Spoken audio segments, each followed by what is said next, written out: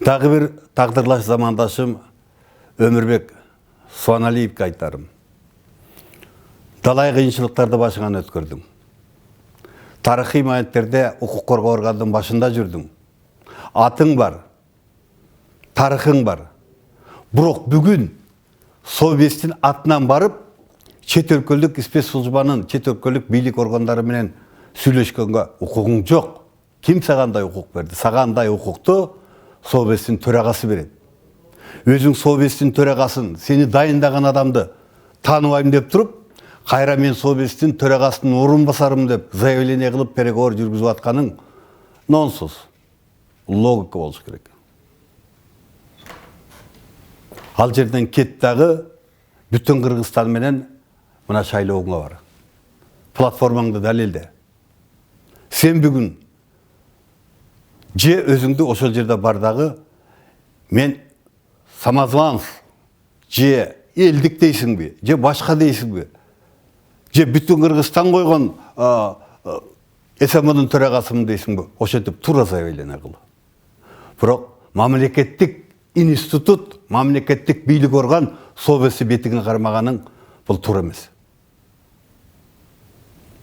Курсат иним 10-жылы кан төгүлүп атканда экөөбүз далай жол элдин артында жүрдүк эле. Сенин баатырлыгыңды, сенин жүрөктүүлүгүңдү, оперативдүүлүгүңдү мен ар дайым баалап келгем. Эсиңдеби?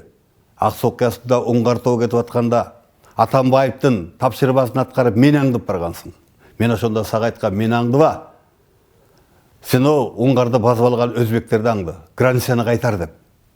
Аныңа карабай элдин алдына чыгып, аксы элинен баталып берейин деп аксынын элдин алдында сенин ошол 10 жылкы эмгегиңди айтып, баатырлыгыңды айтып, баталып берген эсиңдеби?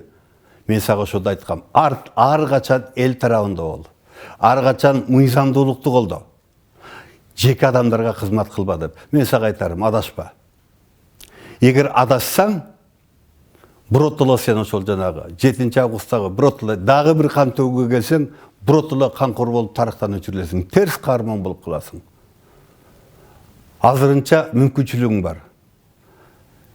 Өз алдынча командантыңды токтот. Мүмкүн ошол кече күндөрү бийликсиз болуп турган вакуумда абдан чоң ролду аткаргансың.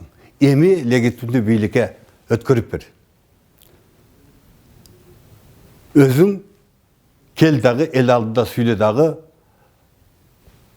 бийлик койгон комендантка өткөрүп бер дагы кеткин.